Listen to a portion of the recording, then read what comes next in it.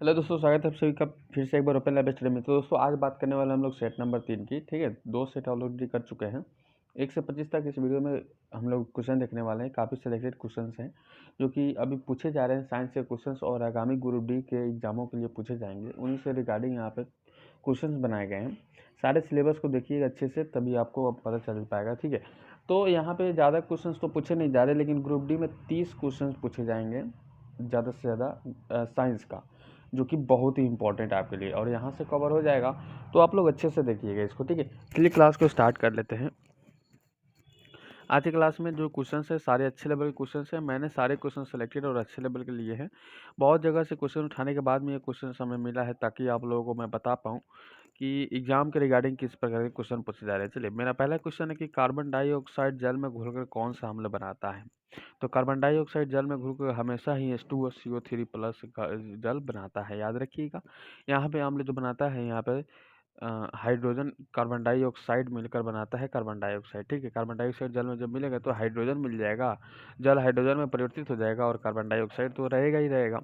तो B number option हमारा बिल्कुल सही हो जाएगा।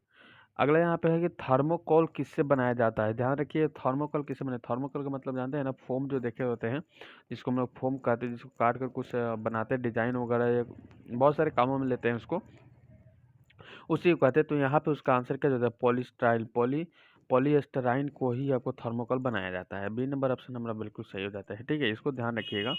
यहाँ से कुछ अपने निजी जिंदगी के रिलेट कीजिएगा, तभी जाकर आप अच्छे से इसको याद करके कर पाइए, क्योंकि आपके पास टाइम कम है। WC को सत्य कोशिका कहते हैं, याद रखिएगा। WC को सत्य कोशिका कहते हैं। तो थर्ड नंबर क्वेश्चन का आंसर क्या हो जाए, केंद्र की उपस्थिति के कारण। ठीक है, नेक्स्ट क्वेश्चन है कि स्तनधारियों की RBC में हीमोग्लोबिन का क्या प्रतिशत होती है, यानी कि कितने परसेंट हीमोग्लोबिन मतलब स्तनधारियों में पाए जाते हैं, याद रखिएगा। तो फोर्थ नंबर क्वेश्चन का हो जाएगा आंसर हमारा सजीव में अगर बात की जाए तो 34% हो जाते हैं, और जब टोटली निर्जीव में बात कर लेते हैं, इसके विपरीत हम लोग समझ सकते हैं। ठीक है, 66% हो जाएंगे उसमें। नेक्स्ट क्वेश्चन हमारा रहेगा कि दो प्रतिरोधी 10 ओम और 20 ओम को श्रृंखला सीरीज में जोड़ा जाता है, तो इस संयोजन में वोल्टता आपूर्ति 30 वोल्ट दी जाती है। तो 10 वोल्ट वाले प्रतिरोध का वोल्ट वोल्टेज ज्ञात करें। ठीक है, तो हमारा आंसर हो जाएगा 10 वोल्ट। ठीक, नेक्स्ट क्वेश्चन है संलग्नता सिद्धांत देने वाले वैज्ञानिक है। संलग्नता सिद्धांत देने वाले वैज्ञानिक कौन से होते हैं। तो मॉर्गन और कैसन हमारा बिल्कुल सही हो जाएगा, मॉर्गन और कैसन। नेक्स्ट क्वेश्चन आपके बोर्ड पे लग रहे हैं, सारे क्वेश्चन अच्छे लेवल के। मैंने कोशिश की है कि सारे क्वेश्चन आपको दे पाए। ठीक है, यहाँ पे K2SO4 का मोलर द्रव्यमान क्या होता है, मोलर द्रव्यमान पूछा गया है। तो आपका ये 174 ग्राम पर मोल। ठीक है, पाचन तंत्र में बर्मी फॉर्म अपेंडिक्स की उत्तेजन का रोग कहलाता है, यानी कि किसी के बॉडी में नहीं होता है कि अपेंडिक्स हो गया है, तो उसके दर्द को जो उत्तेजन अगर देता है पाचन तंत्र में, कि भाई मेरे पेट दर्द कर रहा है ना, जिसकी तरह से होता है, तो वो अपेंडिसाइटिस के मदद से होता है। अगला है यहाँ पे स्वच्छ वायु में ओजोन की मात्रा कितनी हो, यानी कि स्वच्छ अगर बात कर लीजिए, हवा स्वच्छ हो, प्रदूषण और पोल्यूशन ना हो, जैसे कि देहात वगैरह में चले जाइए ना, तो उधर गांव में ये सारी चीज़ें मिल जाती है। तो हमारा आंसर क्या हो जाता है, 0.001 ppm। याद रखिए, ppmd आपको मिलेगा, ppmd हमेशा मिलेगा, ये याद रखिए 0.00। और मैंने ये क्वेश्चन आपको रिपीटेड हो गया ऑलरेडी, ये क्वेश्चन आप लोगों को मैं बता पाया हूँ। नेक्स्ट क्वेश्चन है कि मम्पस है, मम्पस क्या है। 10 नंबर क्वेश्चन है, कह रहा है मम्पस है, तो एक तरह का वायरस रोग है मम्पस। ब्रह्मोस मिसाइल की सर्वोच्च सुपरसोनिक गति मैक है, याद रखिए, मैक याद रखिएगा तो काम बन जाएगा। मैक कितना से कितना होता है, याद रखिएगा। तो 11 नंबर क्वेश्चन कह रहा है कि 2.8 से 3। ठीक है, 2.8 से 3, बहुत बढ़िया। नेक्स्ट क्वेश्चन हमारा रहेगा कि एक सॉफ्ट की आवर्तन गति को निर्धारित करने के लिए क्या इस्तेमाल किया जाता है। याद रखिए, सॉफ्ट की आवर्तन गति को निर्धारित करने के लिए जो इस्तेमाल किया जाता है उसे कहते हैं यहाँ पे टैकोमीटर। टैकोमीटर हमारा बिल्कुल सही रहेगा, टैकोमीटर। ठीक है, नेक्स्ट क्वेश्चन हमारे साथ चलिएगा तो आपको पता चलेगा यहाँ पे कि अगर ब्रोमीन परमाणु 2 समस्थानिक को यहाँ पे 35 69 Br 49.7% तथा 81/35 Br 50.3% के रूप में हो तो ब्रोमीन परमाणु की औसत परमाणु की द्रव्यमान का क्या होगा? तो हमारा आंसर हो जाएगा 80.006 यूँ, हमारा ए नंबर ऑप्शन बिल्कुल सही हो जाएगा। नेक्स्ट है कि भुटिया एक नस्ल है। भुटिया एक नस्ल है। भुटिया एक नस्ल है, तो आप कहिएगा घोड़े की नस्ल है, घोड़े का नस्ल है, ठीक है।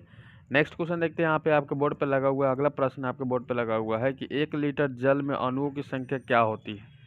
1 लीटर जल में अणुओं की संख्या क्या होती है? तो आप कहिएगा 3.45 × 10⁻25, ठीक है। अगला प्रश्न है आपके निजी, यहाँ पे नीचे दिया गया है। अगला प्रश्न देखिएगा, अच्छा यहाँ पे पूछा गया है। क्वेश्चन कह रहा है प्रकाश एक माध्यम से जिसका अपवर्तनांक n1 है, दूसरे माध्यम में जिसका अपवर्तनांक n2 है, तो ज्ञात जाता है यदि आयतन का कोण I तथा अपवर्तन कोण R हो तो sin I बटा sin R बराबर होता है कि नहीं, यानी कि इसका मान निकालना है। और ये आपको न्यूमेरिकल 5 से 7 क्वेश्चन या इससे अधिक भी पूछ सकता है। तो 16 नंबर क्वेश्चन का आंसर हो जाएगा n2 बटा n1, डी नंबर ऑप्शन सही हो जाते हैं। एक प्रिज्म कितने सतहों से घिरा हो रहता है? एक प्रिज्म जो होते हैं ना, कि कहते हैं कि सूर्य के किरणों को ऑब्जर्व करना प्रिज्म के काम होता है, और यहाँ पे अगर उसको डिवाइड करना होता है तो एक प्रिज्म की मदद से हम डिवाइड कर सकते हैं। 5 हो जाएंगे, ठीक है, 5 हो जाएंगे। नेक्स्ट क्वेश्चन हमारा रहेगा आपके बोर्ड पे कि ब्रह्मांड में न्यूनतम संभव ताप होता है, संभव ताप कितना होता है? तो आप कहिएगा -273 डिग्री सेल्सियस, ठीक है। डीबीडी का पूरा नाम, डीबीडी का पूरा नाम, डीबीडी का पूरा नाम पूछा गया है, तो आप कहिएगा डिजिटल बहुमुखी डिस्क, ठीक है। डिजिटल बहुमुखी डिस्क हिंदी में लिखा गया है। आंकड़ा संरक्षण को सामान्यतः किस इकाई से मापा जाता है?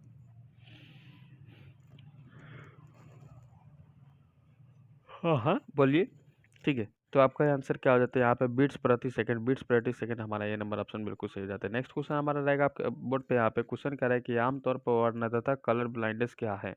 वर्णतः कलर ब्लाइंडनेस क्या है? तो वर्णतः कलर ब्लाइंडनेस एक आनुवंशिक प्रकृति है, एक आनुवंशिक प्रकृति है। 10 वोल्ट के विभवांतर के पीडी वाले दो बिंदुओं पर दो सी के आवेश को स्थानांतरित करने के लिए कितना काम करना पड़ता है? स्थानांतरित करने के लिए यानी कि परिवर्तित करने के लिए, तो हमारा आंसर आ जाएगा 20 जूल, हमारा बी नंबर ऑप्शन बिल्कुल सही हो जाता है। नेक्स्ट क्वेश्चन आपके बोर्ड पे, इसरो अंतरिक्ष आयोग का अंतरिक्ष विभाग अस्तित्व में आए क्रमशः कितना होता है? 23 नंबर क्वेश्चन का आंसर हो जाता है यहाँ पे आपको 1969 से 1972, 1973, 3 बार यहाँ पे अंतरिक्ष आयोग के लिए यहाँ पे अंतरिक्ष विभाग में क्या हुआ था? अंतरिक्ष भेजा गया था। कब कब? तो 1972, 1969, और यहाँ पे 1972 में 2 बार भेजा गया था। और नेक्स्ट क्वेश्चन हमारा रहेगा कि निम्नलिखित में से कौन सा सही सुमेलित नहीं है? तो 24 नंबर क्वेश्चन का आंसर कहिएगा कि सर ऐसा क्वेश्चन आएगा तो हम पर पीबीसी थर्मोसेटिंग कहेगा, थर्मोसेटिंग कहेंगे। थर्मोप्लास्टिक अगर आता तो यहाँ पे सही रहता, बिल्कुल जैसे कि ऊपर सही है।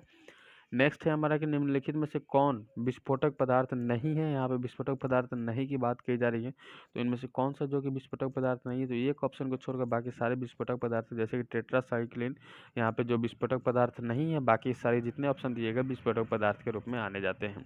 तो इस तरह से आज के वीडियो में बस इतना ही। उम्मीद है कि आज का सेशन आपके लिए काफ़ी कंप्लीट पसंद आया होगा।